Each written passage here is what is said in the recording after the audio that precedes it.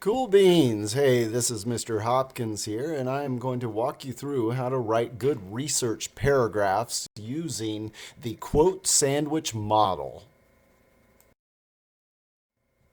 Now, there are two steps required for success with the quote sandwich model. The first step being to read and analyze a text. Basically, what you're doing is farming for ingredients for your quote sandwich. The second step is to plan to write paragraphs that follow the quote sandwich model while also obeying your thesis statement information.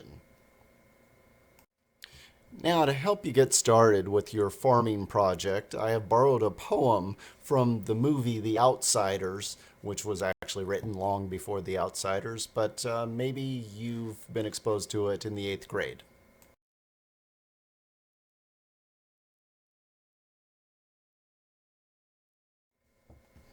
Now, that poem is called Nothing Gold Can Stay. It's a poem by Robert Frost, and I'm going to go ahead and read it out loud for you. It says, Nature's first green is gold, her hardest hue to hold, her early leaf's a flower, but only so an hour. Then leaf subsides to leaf, so Eden sank to grief, so dawn goes down to day. Nothing gold can stay. Now, if we do a soft reading of this poem, we might guess that it's about nature and flowers getting old and falling off of their branches and then being replaced by new leaves and flowers the following year. But really, this whole poem is a bit of an extended metaphor for the temporariness of youth and generational change, meaning that today's kids become tomorrow's adults, and tomorrow's adults have more kids that will replace them. Let's do a bit of analysis on this poem on the next slide.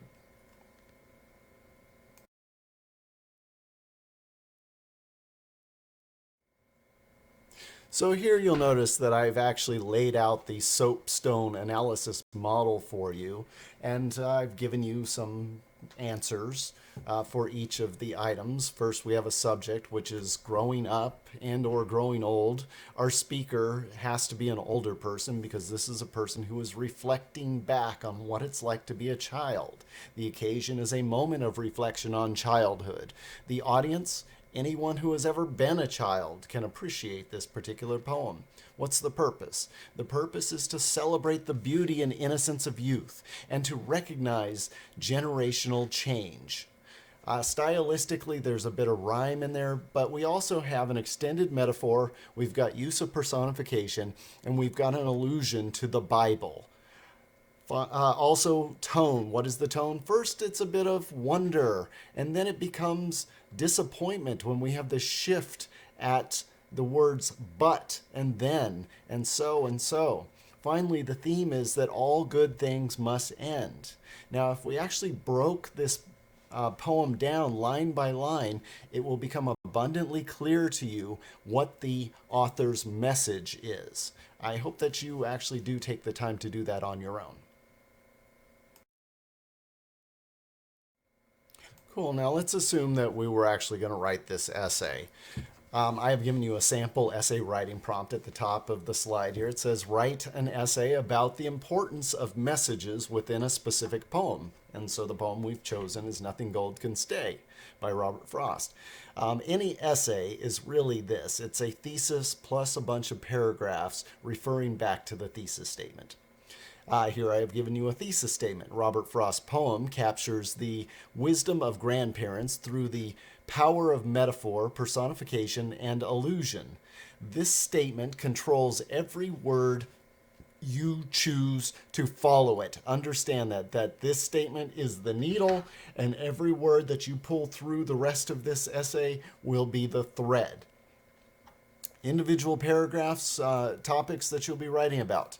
Well, we've just broken it down into three components within our because clause. We have metaphor, we have personification, and we have allusion. So we know exactly what we are going to talk about within this essay. We are not going to talk about metaphor and personification in the same paragraph because that would violate the rules of previewing the text in the thesis statement. Follow the rules. Follow your thesis statement, please. Now, while we're talking about analogies for helping you guys to remember how to write a good research essay, and we've got the quote sandwich, I want you to think of the thesis statement as being the wrapper for that sandwich. That wrapper tells us what is inside the wrapper. Notice we have the Big Mac box. We know that a quarter pounder with cheese is not waiting for us in there, or a taco is waiting in there.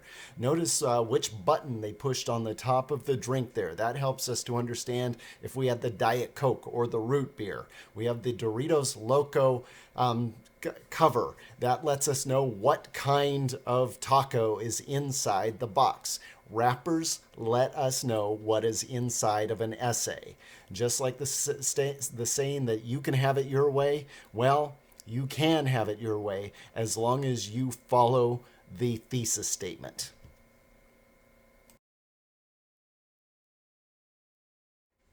Now, here we have examples of three different kinds of body paragraphs. One demonstrates a picture of a chicken sandwich. So obviously the contents of a chicken sandwich are going to be a little bit different than that of a bacon cheeseburger or a club sandwich. But the sandwich model still holds true within each case. So when I write my metaphor paragraph for body paragraph 1, I am going to follow all of the steps required to get there. Same thing for the bacon sandwich paragraph, same thing for the club sandwich paragraph. So I would like for you to do the same. Pay attention to the information that appears on the next few slides, because this will help you to understand how to build any research style body paragraph for an essay. Thank you.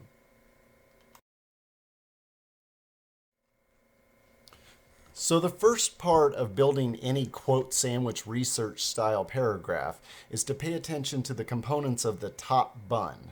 Now the top bun, it's going to contain four pieces in this case. First, we have the topic sentence. This focuses on one part that was previewed within our thesis statement. So in this case, it's going to be the metaphor example. So we want to make sure that that word ends up in our topic sentence. Then we want to have our tag statement. That will follow our topic sentence. There we need to mention the title, the author, the genre, and the summary of the individual article or text that we are quoting. Now, in this case, with respect to this essay, we only have one source. So I would not be obligated to write a tag statement for every body paragraph.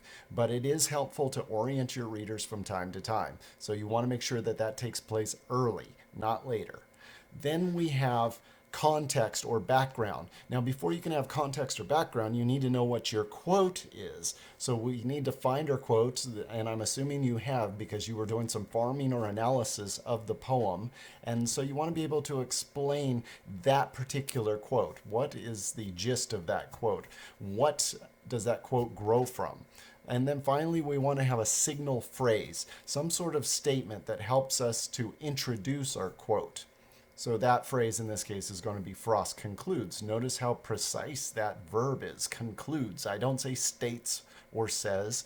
Obviously, this word was chosen because I have read the poem, and it actually follows from a bunch of evidence that he provides up front for us so that he can make a conclusion. Therefore, Frost concludes.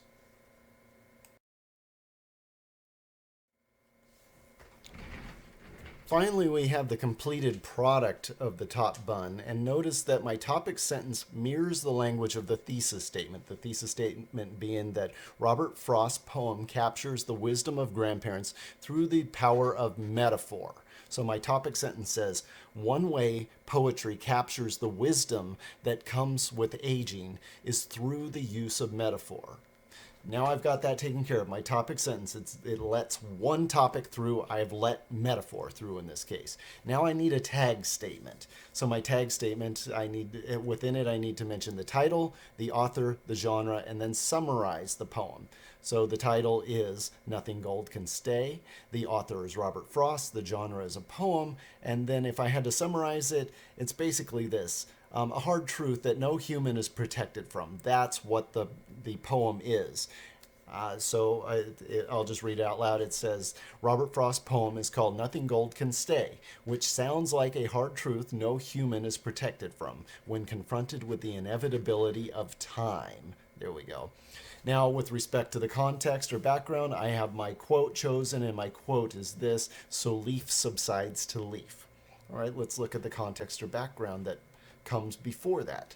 The author uses an extended metaphor that compares the temporary nature of childhood innocence to the seasonal flowering cycles of green plants. It fits very well with so leaf subsides to leaf, or one leaf gives way to the growth of a new leaf.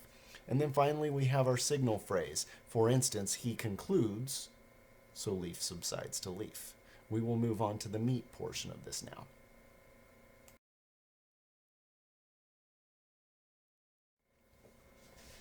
Now that we've created our top bun, we're going to focus on the details of picking the right quote for our sandwich.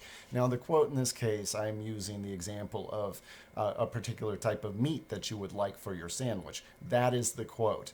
And with respect to the greens and the corn and the vegetables that you see on that tray there, we're going to call those our parenthetical citation. Now, with respect to your quote, you want to be sure to pick a quote that is neither too long nor too short.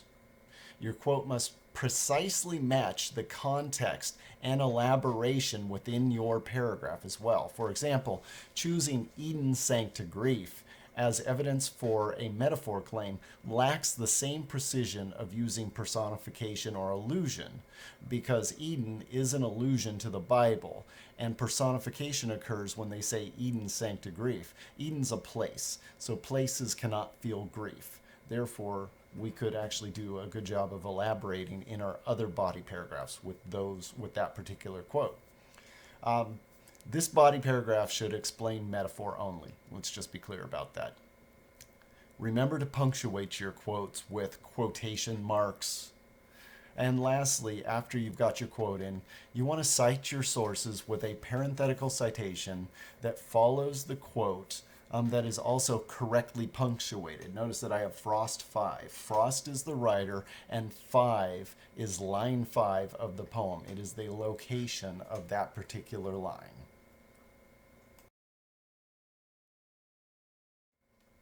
Finally, we've reached the bottom bun portion of our research style body paragraph.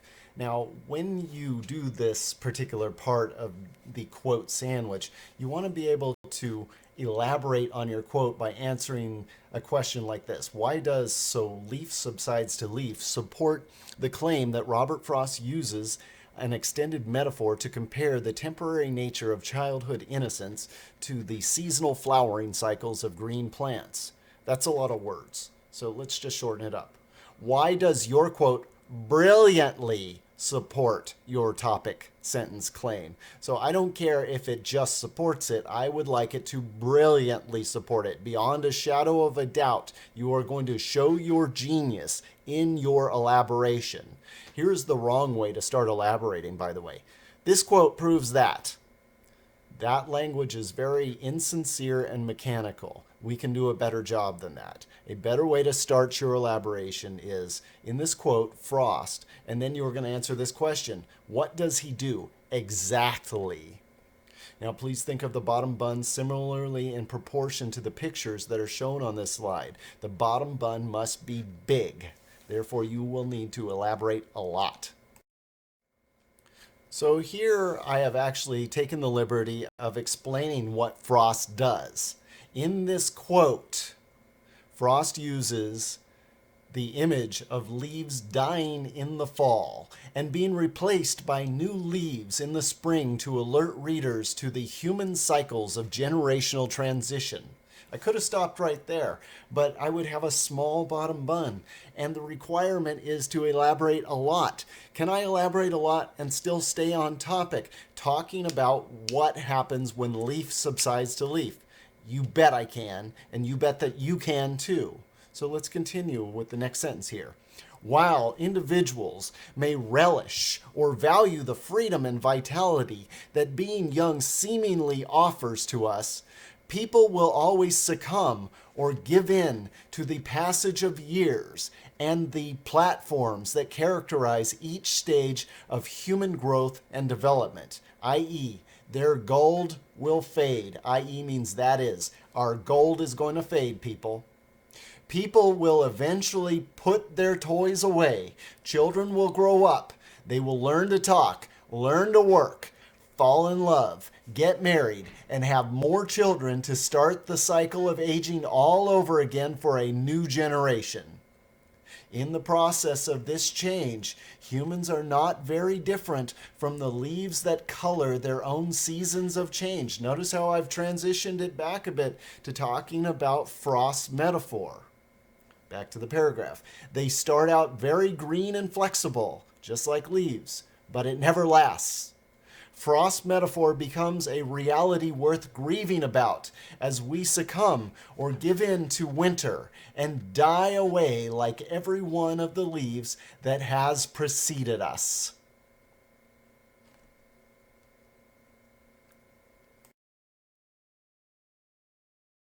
And here we are. We're already through with all of the pieces of the quote sandwich research style body paragraph. And we're just going to run through those pieces one more time, quick review to make sure that you have them because you need to be able to reproduce this on your own. Now, quote sandwiches must begin with the analysis of a text. That could be a movie, that could be a poem, that could be a book. It really is, texts are limitless. You are farming for the ingredients of critical thought. You are fishing for quotes, basically. Now, your thesis statement is a wrapper that shows your reader what is on the inside of your essay. Remember that. The top bun of any paragraph sandwich contains a topic sentence that references the thesis statement, a tag statement, that's the title, the author, the genre, and the summary are mentioned, context or background to introduce the quote. So what does the quote grow from? And this needs to be a precise quote at that, and a precise signal phrase. Frost concludes. Remember, that's different than Frost says. Meat and veggies. That is your well-chosen, well-punctuated, and organized quote from a source text, plus the parenthetical citation. Notice that I have parentheses around Frost 5. Parenthetical means parentheses. Citation means that we are giving credit to the original author so that we are not accused of plagiarism. And finally, we have the bottom bun. That means that great elaboration of your quote that explains why your quote supports your topic sentence claim is to be included. Remember, that bottom bun has to be huge in proportion to the rest of the sandwich. Here I have actually assembled all the pieces that were presented to you in parts on the previous slides. This is about what your final paragraph should look like. Although I do prefer the club sandwich version to the single meat version here. So let me just make my way through it. One way poetry captures the wisdom that comes with aging is through the use of metaphor. Robert Frost's poem is called Nothing Gold Can Stay, which sounds like a hard truth that no human is protected from when confronted with the inevitability of time. The author uses an extended metaphor that compares the temporary nature of childhood innocence to the seasonal flowering cycles of green plants. For instance, he concludes, "So leaf subsides to leaf." Parenthetical citation, Frost 5. In this quote, Frost uses the image of leaves dying in the fall and being replaced by new ones in the spring to alert readers to the human cycles of generational transition. While individuals may relish the freedom and vitality that being young seemingly offers, people will always succumb to the passage of years and the platforms that characterize each stage of human growth and development, i.e., that is, their gold will fade. People will eventually put their toys away. Children will grow up, learn to talk, learn to work, fall in love, get married, and have more children to start the cycle of aging all over again for a new generation. In the process of this change, humans are not very different from the leaves that color their own seasons of change. They start out very green and flexible, but it never lasts. Frost's metaphor becomes a reality worth grieving about as we succumb to winter and die away like every one of the leaves that have preceded us. Now it's time for you guys to reproduce your own versions of paragraphs. They're not going to sound too much different than this one, but as you get better, you actually will develop the ability to extend or expand your vocabulary and learn alternative methods for approaching the same research paragraphs. But this is going to make you very successful in college if you get the basics down. So please take my advice and do it because it will help you greatly in the future.